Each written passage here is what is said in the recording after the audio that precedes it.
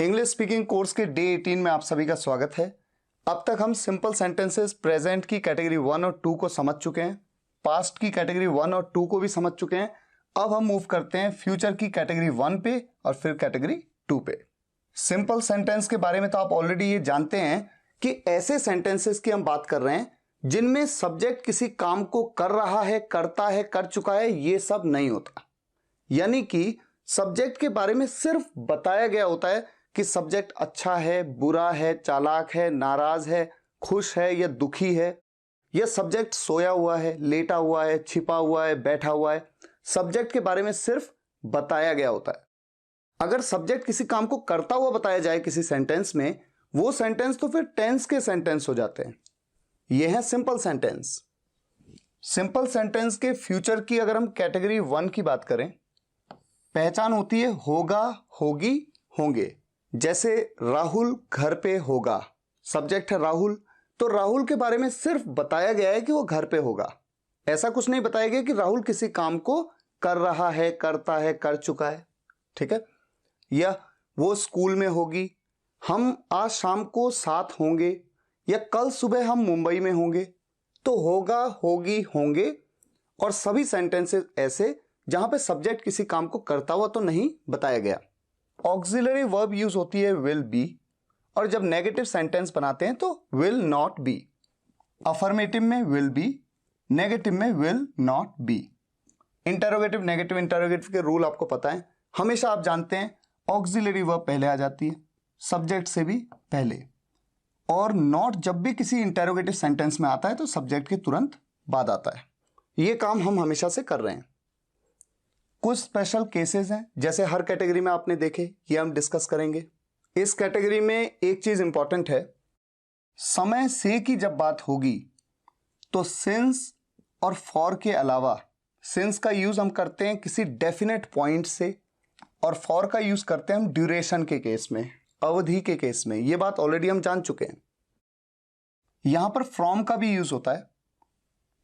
Since का use past time से, यानी बीते हुए किसी समय से जब हम कहते हैं तो सिंस का यूज, और आने वाले किसी समय से जब हम कहेंगे, फ्यूचर के किसी टाइम से, तो फ्रॉम का यूज। सेंटेंस में अभी आपको बिल्कुल क्लियर हो जाएगा। और एक इंपॉर्टेंट चीज ये है कि सेंटेंस में होगा, होगी, होंगे, जैसे आपको गा, गे, गी दिखता है, आपको तुरंत ध्यान आता है कि ये फ्यूचर है। लेकिन ऐसा हो सकता है कि गागेगी है, होगा, होगी, होंगे बोल रहे हैं सेंटेंस में, लेकिन सेंटेंस या तो प्रेजेंट को बता रहा है या पास्ट को बता रहा है। ऐसे में विल की जगह पर वुड का यूज हम करेंगे। तो ये थोड़ा सा इन सेंटेंसेस में आपको देखना है। अब जैसे मेरा पहला सेंटेंस है, कल वो घर पर होगा, सब्जेक्ट है वो के लिए मैं कह सकता हूं ही। ठीक है। वो होगा, आ गया होगा। इस सेंटेंस में सब्जेक्ट जो है किसी काम को करता हुआ तो नहीं बताया गया, तो अंडरस्टूड है कि ये सिंपल सेंटेंस है। होगा आ गया, ठीक है, फ्यूचर में है। और मैं कह रहा हूं कल वो घर पे होगा, तो कल, आने वाला कल, ये तो भविष्य की बात है, तो ठीक है, विल बी का हम यूज कर लेंगे। ही विल बी घर पर, यह ऑब्जेक्टिव पार्ट है। एट होम, कल यानी आने वाले कल को क्या कहते हैं, tomorrow. He will B at home tomorrow. एक इंपॉर्टेंट चीज आपको हमेशा ध्यान रखनी है, आप देख रहे हैं विल बी, ये क्या है, ये आपकी ऑक्सिलरी वर्ब है इस कैटेगरी में, और आपका जो ऑब्जेक्टिव पार्ट है वो ये है, एट होम टुमारो। तो जब भी ऑब्जेक्टिव पार्ट की शुरुआत किसी प्रेपोजिशन से होती है, जैसे इन, एट, किसी भी प्रोपोजिशन से हो रही है, ऐसे में आप यहां पर ही विल बी, यहां पर आप देयर का यूज कर सकते हैं। He will be there at home tomorrow. यहां पर देयर का मतलब यहां नहीं है, बस केवल आप देयर का यूज कर सकते हैं। यानी इस सेंटेंस को आप दोनों तरीके से बोल सकते हैं, he'll be at home tomorrow या he'll be there at home tomorrow। सुबह वो घर पे होगा, ये सेंटेंस भी इसी की तरह तो है, बस यहां पर क्या आ गया, कल की जगह सुबह। वो घर पर होगा, he will be at home, सुबह, in the morning। यहां पर भी आप चाहें तो देयर का यूज कर सकते हैं, he will be there at home in the morning. Sentence बिल्कुल सही है। अब जरा इस सेंटेंस को देखिए, वो घर पर होगा। मान लीजिए मैं आपको फोन करूं और मैं कहूं कि आपको क्या लगता है राहुल इस समय कहां होगा, और आप कहें वो घर पर होगा, तो क्या आप भविष्य की बात कर रहे हैं? क्या फ्यूचर की बात कर रहे हैं? नहीं, आप तो प्रेजेंट की बात कर रहे हैं। आप क्या कह रहे हैं? वो घर पर होगा, यानी अभी उसे फोन करो, पूछ लो, वो घर पे ही होगा, तो वो घर पर होगा, ये प्रेजेंट की बात है। ऐसे में ये होगा आया, आपको लगेगा फ्यूचर है तो विल बी का यूज करना चाहिए, लेकिन चूंकि वो घर पर होगा जब हम कह रहे हैं तो यहां पर हम भविष्य में, जैसे कल वो घर पर होगा या सुबह वो घर पर होगा, ये कल सुबह ये तो फ्यूचर है, लेकिन हम तो बात प्रेजेंट की कर रहे हैं। तो जब हम बात प्रेजेंट की कर रहे हैं, ऐसे में आइडली विल की जगह पे वुड आना चाहिए। तो वो घर पर होगा, ही विल बी एट होम की जगह पे विल की जगह क्या आना चाहिए? वुड। ये बात अलग है कि जब हम इंग्लिश बोलते हैं तो यहां पर हम कई बार वुड नहीं यूज करते हैं, हम विल कह देते हैं। हिल B at home, he will B at home. तो कॉन्वर्सेशनल इंग्लिश में तो एक बार को ठीक है, कई लोग बोलते हैं तो ये एक्सेप्टेबल है, लेकिन ग्रामेटिकली मैं आपको बता रहा हूं कि विल का यूज करते ही केवल तब है जब बात किसी फ्यूचर की हो। यहां पर बात फ्यूचर की हो ही नहीं रही। अब इसी सेंटेंस को थोड़ा सा और देखिए इस तरह से, इस वक्त वो घर पर होगा। यहां पर तो मैंने कह भी दिया इस वक्त वो घर पर होगा, तो ये जो पल है, ये जो वक्त है, ये तो प्रेजेंट है, ये फ्यूचर है ही नहीं। तो होगा आ तो रहा है, लेकिन सेंटेंस एक्चुअल में फ्यूचर के बारे में कहां बता रहा है, तो इसलिए यहां पर वुड का ही यूज होना चाहिए। ही वुड बी एट होम इस वक्त, राइट नाउ। अब आप पूछेंगे कि सर ये बताइए कि वुड का यूज करें या विल का यूज करें। तो देखिए, आप वुड का यूज करिए क्योंकि ग्रामेटिकली भी ये सेंटेंस बिल्कुल सही है, क्योंकि यहां पर फ्यूचर की बात नहीं हो रही है बल्कि प्रेजेंट की किसी सिचुएशन की बात हो रही है। लेकिन इंग्लिश कॉन्वर्सेशंस में आप विल भी सुनेंगे, अगर आप विल भी बोलें तो भी गलत नहीं माना जाएगा, लेकिन बिल्कुल सही इंग्लिश है वुड। अब यहां पर देखिए, वो सुबह से घर पर होगा। इस सेंटेंस में आप ये बताइए, वो सुबह से घर पर होगा। मैं इस वक्त बात कर रहा हूं और मैं कह रहा हूं कि वो सुबह से घर पर होगा, यानी पास्ट से लेकर प्रेजेंट तक की बात कर रहा हूं। भविष्य में होगा ऐसा मैंने नहीं बताया। हां, अगर मैं ये कहता कि वो सुबह घर पे होगा, तो सुबह कौन सी सुबह? आने वाली सुबह। मैं तो बीती सुबह की बात कर रहा हूं जो कि आज सुबह हो चुका है। वो सुबह से घर पर होगा, इस वक्त तो हो सकता है आफ्टरनून हो या इवनिंग हो, तो पास्ट के एक टाइम से अब तक की बात हो रही है। ऐसे में विल की जगह पे क्या आना चाहिए? Ideally would. तो वो घर पर होगा, ही वुड बी एट होम, सुबह से। अब यहां पर आ गया समय से। तो समय से, सुबह से, सुबह को मॉर्निंग कहते हैं, मॉर्निंग के साथ क्या यूज करते हैं? सिंस। ये बात ऑलरेडी बता चुका हूं। अब आप खुद देख सकते हैं, सिंस का यूज किसी पास्ट टाइम से, तो आज की जो सुबह है ये तो बीत चुकी है, तो इसलिए पास्ट टाइम से बोल रहे हैं तो सिंस का यूज होगा, फ्रॉम का यहां पर यूज नहीं होगा। ही would B at home since morning. अब मैं आपको एक बात और बता देता हूं, हमेशा ध्यान रखिए इस बात को। आप कहें सिंस मॉर्निंग, सुबह से के लिए सिंस मॉर्निंग, चाहे यहां पर सिंस के बाद लगा दें द, सिंस द मॉर्निंग, दोनों ही बिल्कुल सही है। ठीक है, जैसा आपको मन करे आप लगा सकते हैं। अब इस सेंटेंस को देखिए, कल वो सुबह से घर पर होगा। अब ये जो सेंटेंस है, वो सुबह से घर पर होगा, ये तो प्रेजेंट की बात हुई थी कि वो सुबह से घर पर होगा, ही would B at home since the morning या सिंस मॉर्निंग। लेकिन जैसे मैंने कहा कल वो सुबह से घर पर होगा, कल हम उसके घर चलेंगे, वो सुबह से घर पर ही होगा, यही तो सेंस है ना। तो कब होगा वो सुबह से घर पे? कल, आने वाले कल से, आने वाले कल में। तो वो जो आने वाला कल है वो तो फ्यूचर है, इसका मतलब अब ये सेंटेंस बन गया फ्यूचर में। तो ऐसे में यहां पर वुड भी तो आएगा नहीं, फिर क्या आएगा? Will be. He will B at home, सुबह से। अब इसको देखते हैं, he will B at home, वो घर पर होगा कल, कल यानी आने वाला कल, टुमारो। अब क्या करें, सुबह से के लिए क्या हम सिंस मॉर्निंग कह दें या फिर फ्रॉम मॉर्निंग कहें? सोचिए। अब आप देखिए, जो सुबह से मैंने कहा, ये सुबह कब आएगी? ये तो कल आएगी ना, कल वो सुबह से घर पे होगा। मैं बात कर रहा हूं फ्यूचर की। सुबह जो आएगी ये कल वाली सुबह, जो आने वाले कल वाली, तो फ्यूचर की सुबह है ये। तो फ्यूचर टाइम से जब हम कहते हैं सुबह से, ये सुबह फ्यूचर का है, ऐसे में हम क्या यूज करते हैं? फ्रॉम। तो यहां पर हम क्या कहेंगे? From morning. हो सकता है आपको थोड़ा सा कंफ्यूजन भी हो रहा हो, लेकिन जितनी प्रैक्टिस उतना कंफ्यूजन दूर होगा। अभी हम जब इसकी कैटेगरीज को कंप्लीट करेंगे उसके बाद हम बहुत सारी प्रैक्टिस करेंगे ताकि हर कैटेगरी पे हमारी कमांड अच्छी हो जाए। अब इस सेंटेंस में मैं क्या कह रहा हूं? वो 2 घंटे से घर पर होगा। वो 2 घंटे से घर पर होगा। यहां पर मैं आने वाले कल में वो 2 घंटे से घर पे होगा ऐसा तो नहीं बता रहा हूं। तो वो घर पर होगा, इसके लिए तो मैं कहूंगा ही वुड बी एट होम 2 घंटे से। यहां पर भी समय से आ गया, लेकिन 2 घंटे ये तो एक ड्यूरेशन है ना, जैसा मैंने पिछली वीडियोस में भी आपको बताया।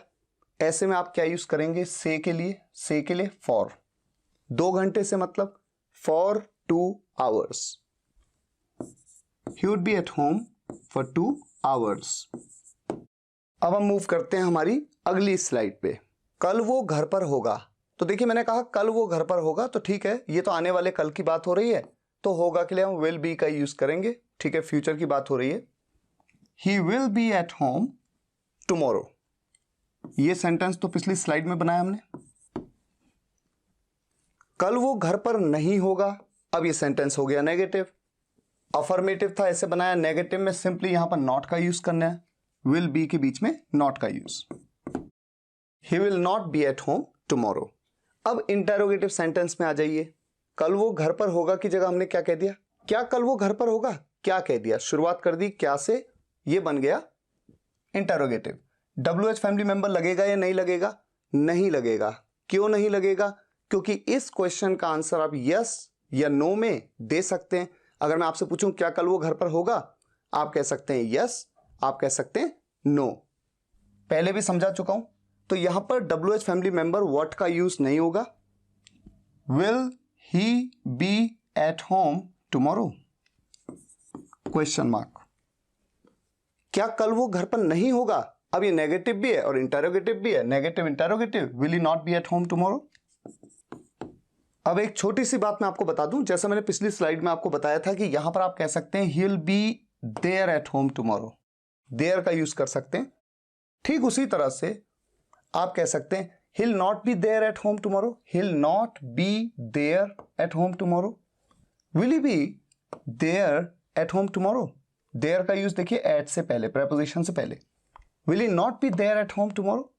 तो सेंटेंस को दोनों तरीके से बना सकते हैं, ऐसे भी और there के साथ में भी। कल वो घर पर क्यों होगा? अब ये सेंटेंस इंटेरोगेटिव है और यहां पर क्यों आ गया? क्यों को हम कहते हैं why। तो WH family member interrogative sentence में why will he be at home tomorrow? कल वो घर पर क्यों होगा? Why will he be at home tomorrow? अब नेक्स्ट सेंटेंस में देखिए, कल वो घर पर किसके साथ होगा?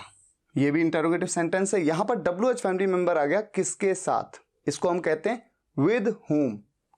तो why की जगह पे क्या हो गया? with whom will he be at home tomorrow? ठीक है। कल घर पर कौन होगा? अब इस सेंटेंस में देखिए, घर पर ऑब्जेक्टिव पार्ट में आ रहा है, कल टुमारो ये भी ऑब्जेक्टिव पार्ट में आ रहा है। हमने पूछा कल घर पर कौन होगा, तो जो होगा वही तो सब्जेक्ट है। कल घर पर राहुल होगा तो राहुल सब्जेक्ट है। कल घर पर पापा होंगे तो पापा सब्जेक्ट है। कल घर पर मेरी बहन होगी तो मेरी बहन सब्जेक्ट है। तो सब्जेक्ट के बारे में ही ये WH फैमिली मेंबर कौन पूछ रहा है। और जब सब्जेक्ट के बारे में ही पूछा जाता है, ऐसे में आप स्पेशल केस का यूज करते हैं। इस सेंटेंस में नहीं तो नहीं है, नेगेटिव तो है नहीं, इसलिए ये वाला फॉर्मेशन तो हम यूज नहीं करेंगे। हम यूज करेंगे ये वाला फॉर्मेशन। कौन को कहते हैं? Who. WH family member who जो कि सब्जेक्ट को ही रेफर कर रहा है। हु विल बी, कौन होगा घर पर, एट होम, कल, टुमारो, क्वेश्चन मार्क। मूव करते हैं हमारी नेक्स्ट स्लाइड पे। अब इस सेंटेंस में देखिए, वो ऑफिस में होगा। मैं आपसे कहता हूं वो ऑफिस में होगा, इस वक्त की ही बात हो रही है। ऐसे में जहां जहां पे विल आना है, मैं विल की जगह पे क्या यूज करूंगा, वुड। ये है आइडियल यूज। वो ऑफिस में होगा, ही will B in the office की जगह पे ही would be in the office. अब इस सेंटेंस को बनाया नेगेटिव, वो ऑफिस में नहीं होगा तो नहीं होगा बोला, तो जैसे विल बी के बीच में नॉट आया वैसे ही वुड बी के बीच में नॉट आ जाएगा, he would not be in the office. मैं आपको डिटेल में इसलिए समझाता हूं ताकि आपको हर डाउट क्लियर रहे। इन फ्यूचर आपको कभी कंफ्यूजन ना हो कि यहां पर वुड का यूज क्यों हो गया, विल का यूज क्यों नहीं हुआ। क्या वो ऑफिस में होगा, ये इंटरोगेटिव सेंटेंस है। इस क्वेश्चन का आंसर आप यस या नो में दे सकते हैं, तो ऑब्वियस सी बात है WH फैमिली मेंबर का यूज नहीं होगा। यहां पर विल का यूज तो नहीं होगा, किसका यूज होगा, वुड का यूज होगा, क्योंकि हम बात कर रहे हैं प्रेजेंट की। Would he B in the office, question mark. वो ऑफिस में किसके साथ होगा, जैसे पिछली स्लाइड में बताया, किसके साथ के लिए, with home. With home would he B in the office. Office में कौन होगा, जो होगा वही तो सब्जेक्ट है, तो ये हो गया special case. Who would be in the office. Office में कौन होगा, तो आप कह सकते हैं राहुल होगा, इसका मतलब सब्जेक्ट है राहुल। और प्रेजेंट की ही बात हो रही है, होगा गागेगी आ रहा है, लेकिन फ्यूचर की तो बात ही नहीं हो रही, बात तो प्रेजेंट की हो रही है। ऑफिस में कौन होगा यानी इस वक्त कौन होगा। इन सेंटेंसेस में भी आप देख रहे हैं कि जो ऑब्जेक्टिव पार्ट है उसकी शुरुआत, ये जैसे ऑब्जेक्टिव पार्ट है, शुरुआत इन से हो रही है जो कि एक प्रेपोजिशन है, तो आप यहां पर देयर का यूज कर सकते हैं। He would be in the office या he would be there in the office, there का यूज। वो ऑफिस में कब से होगा, अब यहां पर आ गया कब से। अब आप देखिए, वो ऑफिस में कब से होगा यानी बीते हुए किसी समय से की बात हो रही है। सुबह से होगा, चाहे 2 घंटे से होगा, तो आप जानते हैं मैंने WH फैमिली में बताया आपको, कब से के लिए आप सिंस व्हेन या फिर फॉर हाउ लॉन्ग, इन दोनों में से किसी का भी यूज कर सकते हैं। तो मान लीजिए WH family member since when का यूज कर लेता हूं, इंटरोगेटिव सेंटेंस है। Since when would he B in the office. अब आप इस सेंटेंस को देखिए, कल वो ऑफिस में कब से होगा, कल, आने वाले कल की बात हो रही है, तो जैसे ही होगा आया आपने तुरंत सोच लिया ये तो फ्यूचर की बात है, कल वो ऑफिस में कब से होगा। अब जब मैं कहता हूं कब से, तो जैसे यहां पर बीते हुए कल से, किसी पास्ट टाइम से के लिए हम सिंस का यूज करते हैं, या फिर ड्यूरेशन के लिए, और ड्यूरेशन जो होती है वो हमेशा बीते हुए समय से ही होती है कि 2 घंटे से, 2 दिन से, 2 महीने से। लेकिन ये भविष्य की बात है, कल यानी आने वाले कल में वो ऑफिस में कब से होगा, तो या तो यहां पर मैं सिंस व्हेन नहीं, सिंस व्हेन की जगह पर मैं क्या कह सकता हूं, फ्रॉम व्हेन। फ्रॉम व्हेन, तभी तो मैंने कब से के लिए WH फैमिली मेंबर के वीडियो में क्या बताया था, सिंस व्हेन भी यूज कर सकते हैं, फॉर हाउ लॉन्ग भी यूज कर सकते हैं, फ्रॉम व्हेन भी यूज कर सकते हैं। तो आइडियली यहां पर फ्रॉम व्हेन का यूज होना चाहिए या फिर फॉर हाउ लॉन्ग। लेकिन इंग्लिश कॉन्वर्सेशंस में आप सिंस व्हेन का यूज भी सुनते हैं तो भी कोई बात नहीं। बिल्कुल उसी तरह से जैसे मैंने आपको कहा कि कई लोग इस सेंटेंस को जब बनाएंगे तो वो वुड नहीं बल्कि क्या यूज करेंगे, विल। और वो भी गलत नहीं है। गलत क्यों नहीं है, क्योंकि हम स्पीकिंग की बात कर रहे हैं। बोलते वक्त तो आप विल भी कह सकते हैं, लेकिन जब ग्रामर की बात आती है कि आप बिल्कुल सही सेंटेंस बनाइए ग्रामर के हिसाब से, तो आइडियली चूंकि सेंटेंस में होगा आ रहा है लेकिन फ्यूचर का नहीं है सेंटेंस, इसलिए वुड का यूज करना पड़ेगा। तो आइडियली सेंटेंस को कैसे बनाया जाना चाहिए, कल वो ऑफिस में कब से होगा, from when will he be in the office. इस तरह से सेंटेंस को बनना चाहिए आइडियली। लेकिन फ्रॉम व्हेन की जगह पे अगर आप सिंस व्हेन कह दें, और फॉर हाउ लॉन्ग तो आप कह ही सकते हैं, वो तो हर केस में आप कह सकते हैं, तो भी सेंटेंस गलत नहीं होगा। यहां पर विल का यूज करने का जो रीजन है वो यही है क्योंकि बात हो रही है फ्यूचर की। अब देखिए ये जो सेंटेंस है, देखिए सेंटेंस इंटरेस्टिंग हो गया। अब अगले साल हम साथ होंगे, जैसे कहा अगले साल यानी फ्यूचर की बात हो रही है, तो विल का यूज होगा। होगा, होगी, होंगे आ गया, तो इसका मतलब विल बी का यूज होगा। हम ये देख ही रहे हैं, सब्जेक्ट है हम किसी काम को कर नहीं रहे ना, ऐसा कुछ तो नहीं बताया इस सेंटेंस में, सिर्फ हमारे बारे में बताया जा रहा है कि अगले साल हम साथ होंगे, तो सिंपल सेंटेंस तो है, हम साथ होंगे। वी विल बी, साथ को क्या कहते हैं? Together. We will be together अगले साल, नेक्स्ट ईयर। इस सेंटेंस को जब बोला जाता है तो जैसे हम हिंदी में पहले कहते हैं ना अगले साल हम साथ होंगे, तो वैसे इंग्लिश में भी जनरली क्या कह देते हैं? नेक्स्ट ईयर, शुरुआत में नेक्स्ट ईयर, यहां पर आ जाएगा next year will be together, हम साथ होंगे। तो दोनों तरीके से सेंटेंस को बना सकते हैं, will be together next year या फिर next year will be together. इस वक्त निखिल किस शहर में होगा? होगा आया तो ठीक है, आपके दिमाग में तुरंत आया कि विल बी, लेकिन इस वक्त निखिल किस शहर में होगा? इस वक्त प्रेजेंट की बात हो रही है, तो विल भी नहीं, विल की जगह क्या? वुड। एक तो बात ही हो गई। सेंटेंस इंटेरोगेटिव है, ठीक है, सब्जेक्ट है निखिल, और किस शहर में, किस शहर में को क्या कहते हैं? WH family member, WH family member.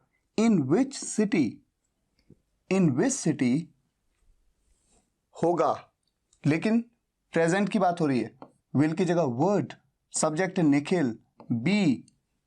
In which city would Nikhil be इस वक्त, ऑब्जेक्टिव पार्ट में है राइट नाउ। आपको लगेगा कि सेंटेंस बड़ा अटपटा सा लग रहा है, कैसे बोला जाएगा, लेकिन ऐसे ही बोला जाता है, in which city would Nikhil be right now, ऐसे ही बोला जाता है इंग्लिश बोलते वक्त। तो अभी आप नए नए हैं, चीज़ों को सीख रहे हैं, हो सकता है आपको थोड़ा सा टफ लग रहा हो, लेकिन आगे आपको चीज़ें आसान लगेंगी जब आप प्रैक्टिस करेंगे। और मैं आपकी नॉलेज के लिए एक बात बता देता हूं, आप देख रहे हैं WH फैमिली मेंबर है in which city.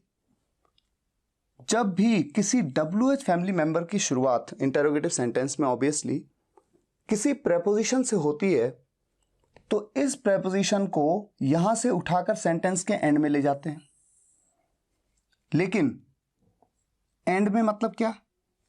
Would be, ये पूरा जो है ये ऑक्सिलरी वर्ब का पार्ट है, तो बी के तुरंत बाद यहां पर ले आएंगे। विच city would Nikhil be in right now, which city would Nikhil be in right now, ऐसे बोला जाता है इंग्लिश कॉन्वर्सेशंस में, और यही एडवांस तरीका है। पर जब आप नए हैं, सीख रहे हैं, तो इन विच सिटी आपको ये ज्यादा अच्छे से समझ में आ रहा है, ऐसे आप बना सकते हैं, ठीक है। जून में मेरा बेटा 1 साल का होगा, इसका मतलब अभी जून नहीं आया है। मान लीजिए जनवरी है, फरवरी है, मार्च है, अप्रैल है, मई है, जून तो आने वाला फ्यूचर है, तो भविष्य की बात कर रहा हूं, तो ऑब्वियस सी बात है विल का यूज होगा। अफर्मेटिव सेंटेंस है, सब्जेक्ट है मेरा बेटा, माय सन, होगा विल बी, 1 साल का 1 year old, my son will be 1 year old in June.